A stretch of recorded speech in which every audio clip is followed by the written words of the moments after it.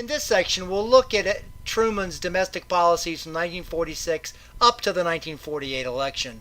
In 1946, Truman clearly had some problems. He had problems with labor, and he also had some problems with progressive Democrats who wanted him to push a more aggressive domestic agenda of sort of a renewed New Deal.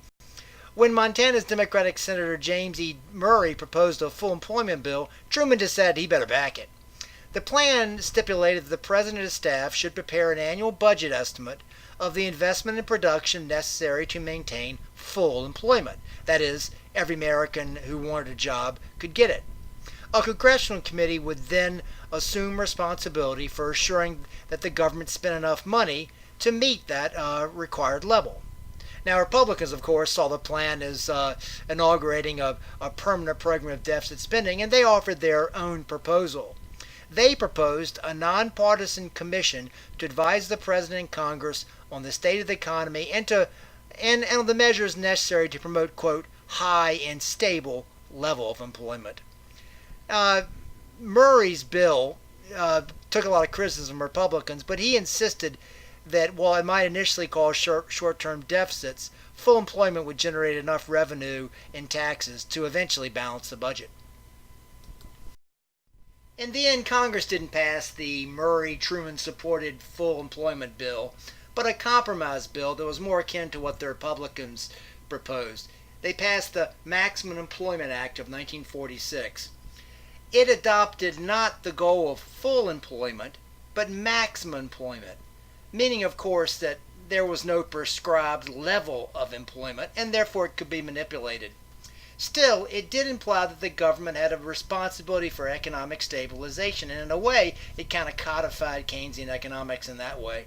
It created a three-member Council of Economic Advisors, each presumably experts and nonpartisan, to study economic trends and advise the president on the necessary measures to maximize employment.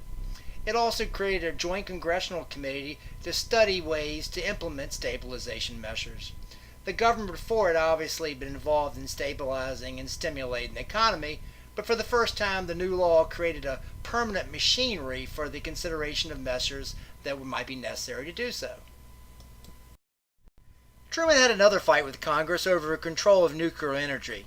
Most Republicans and Democrats agreed that national security demanded the government retain a government monopoly over research and production of fissionable materials. The debate, rather, was over civilian or military control. Michigan Republican Senator Arthur Vandenberg pushed the military, and generals such as Douglas MacArthur argued that the bomb should be decided by military leaders. Truman, however, pushed a civilian atomic energy commission. When the public seemed to be behind civilian control, Truman won when Congress passed the Atomic Energy Act of 1946. The Atomic Energy Act, approved in August 1946, preserved a government monopoly on fissionable materials, it vested control in a 5-person Atomic Energy Commission, and it gave the president the sole power to use the atomic bomb. It accordingly made passing atomic secrets to a foreign nation a crime, even if the country was an ally, which was a provision that the British really protested. The Atomic Energy Act was a success for Truman, but in 1946 Truman was just having problems.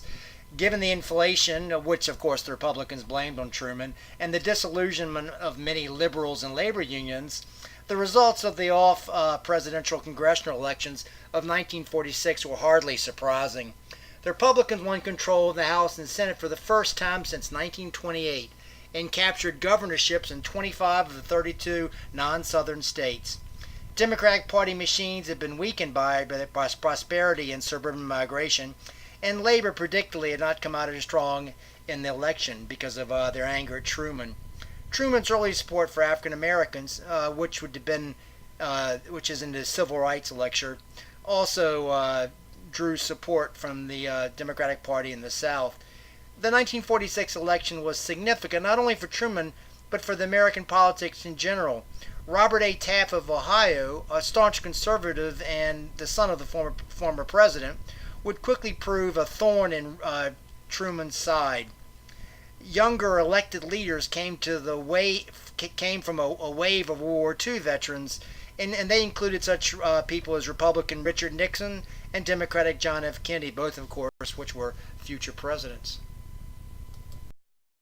All throughout 1947 and 1948, Truman battled Congress. Republicans defeated his proposals for a higher minimum wage and increased Social Security benefits. They defeated his proposals for more money for education and public housing. Most notably, they defeated his proposals for a government-run national health insurance plan, which he'd first introduced in November 1945. What angered Truman probably the most was when Congress passed the Taft-Hartley Act, which was an open assault on the National Labor Relations Act, or the Wagner Act, that FDR had gotten through. Organized labor, called this Taft-Hartley bill a slave labor bill. What it did was it outlawed closed shops. That was all employees must join the union as the condition of employment. Thus, unions have more power. You said you couldn't have closed shops in the Taft-Hartley Act. And it prohibited certain unfair union practices that unions couldn't do. And it forbade unions from contributing to political campaigns. Truman didn't like any of these actions by Congress. Organized labor pressed for Truman to veto the Taft-Hartley Act, and indeed Truman did. Trouble was, there were enough new Republican members in the Congress after the 1946 elections that they overrode his veto, another defeat for Truman. The new Congress did pass the Presidential Succession Act of 1947, which Truman and both Republicans supported.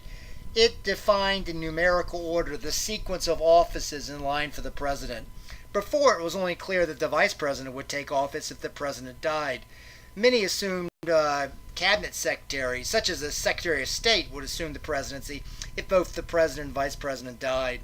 The new law made the Speaker of the House and then the President pro tem of the Senate the next in line, opting for elected offices over the appointed cabinet members. The idea was clearly that if a nuclear bomb wiped out a lot of the government's leaders, there needed to be a long list to make sure that we knew exactly who was in charge.